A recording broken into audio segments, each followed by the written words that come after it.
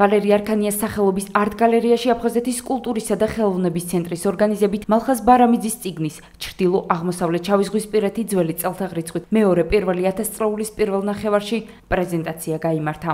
დღეს აფხაზეთის კულტურისა და ხელოვნების ცენტრი მართავს პრეზენტაციას მალხაზ ბარამიძის წიგნისას. როდესაც ქალბატონი გურან და მეუღლე ბატონი მალხაზ ბარამიძის დაგვიკავშირდა, მზადყოფნა გამოთქვით, რა თქმა უნდა, ეს არის უნიკალური ნაშრომი ქალბატონი გურანდას რედაქტორობით, ვითანამშრომლეთ და გამოვიდა ეს არაჩვეულებრივი წიგნი, რომელიც ვფიქრობ, რომ უმნიშვნელოვანესი ნაშრომია ამ დარგით დაინტერესებული სპეციალისტებისთვის და აგრეთვე ყველა იმ ადამიანისთვის, რომელსაც უშუალო შეხება აქვს არქეოლოგიასთან. აფხაზეთის არქეოლოგიური კვლევების ხანგრძლივ ისტორიაში მალხაზ ბარამიძეს მიუძღვის საოცრად დიდი წვლილი. მალხაზ ბარამიძეს ბოლო ნაშრომი, რომელიც არ გამოქვეყნებულა, იყო ხალხნაწერი და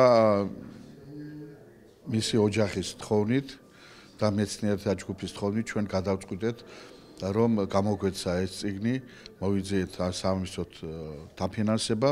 ჩვენ ამ წიგნის პრეზენტაცია გავმართეთ, მოწვეული არიან თვალსაჩინო მეცნიერები არქეოლოგიაში, ისტორიკოსები, მისი მეგობრები, ოჯახის წევრები, აფხაზეთის უმაღლესი საბჭო, ის ხალხი, ვინც იცნობდა ბატონ მალხაზის მოღვაწეობის დროს მე მიხდებოდა მუშაობა აფხაზეთში და იქ დავმეგობრდით ჩვენ და ეს მეგობრობა ჩვენ გავიტანეთ წლების მანძილზე, ისე როგორც ბატონ მალხაზ ეკადრებოდა. მას ჰქონდა საოცარი ურთიერთობა აფხაზ არქეოლოგებთან და არ უჭირდა მას ეს ურთიერთობა, როცა აფხაზი და ქართველი არქეოლოგები სწავლობდნენ, იკვლევდნენ ერთ ისტორიას, ერთ წარსულს.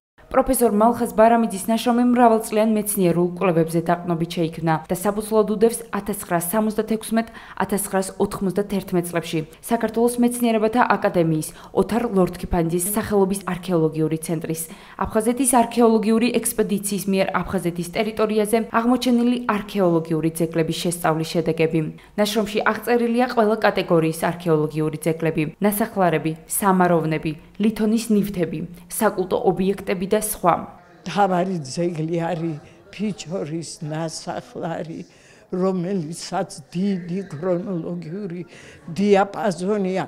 ეს არის ეტალონური ძეგლი, სადაც თითქმის ყველა არქეოლოგიური პერიოდია წარმოდგენილი ადრე ბრინჯაონდე, ადრე ელინისტური დამთავრებული. ძველი წელთაღრიცხვის მესამე 1000 წლეულის ბოლოდან მესამე საუკუნემდე. ძალიან ბევრ საინტერესო საკითხებს ეხება წიგნი.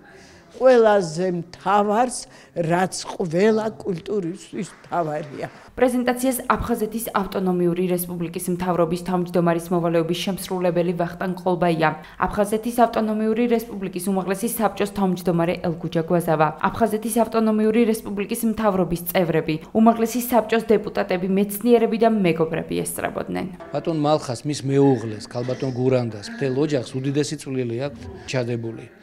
მათ შექმნეს ეს ნაშრომი, სერიოზული მეცნიერული ნაშრომი და კიდევ ერთხელ აჩვენეს მსოფლიოს, რომ კოლხური კულტურა არის ის ერთადერთი საფუძველი, რომელსაც ემყარება დასაწყისი ქართული კულტურის და ეს შემდგომი ქართული იბერიული კულტურის ფუძეა.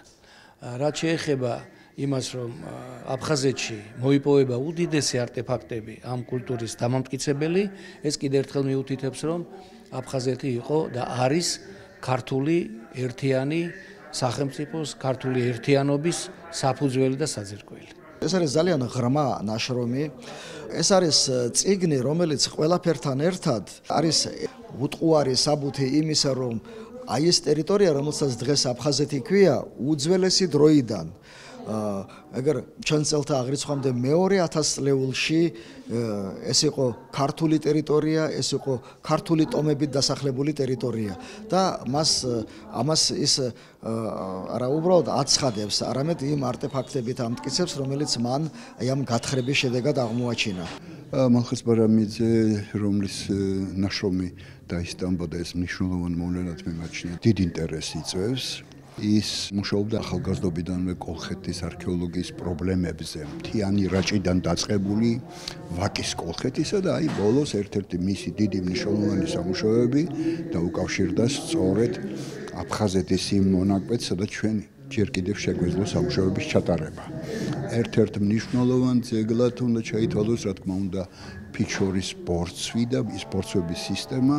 ჩვენ გვაქვს ბედნიერი შემთხვევა, რომ კოლხეთის ისტორიის არქეოლოგიის ადრეული ეტაპის ძეგლები ისეთი, როგორიც არის თქვათ, მე-3 ათასწლეულის ძველი წელთაღრიცხვის მე-3 ათასწლეულის მეორე ნახევარი განსაკუთრებით შუადან და მეორე ნახევარის ძეგლები სწორედ აქ ამ ფიჩორის ნასახლარზე გალში იყო დადასტურებული. ეს ადგილი ზღვისპირის მოსახლეობას უკვე კავშირი აქვს, როგორც ჩანს, გარესამყაროსთან. მნიშვნელოვანი მონაცემებია იმ დროისთვის, როცა იწყება საქართველოში და კოლხეთში რკინის წარმოება. მე უკვე ითქვა, რომ ის იყო ძალიან მეგობრული, ძალიან კოლეგიალური.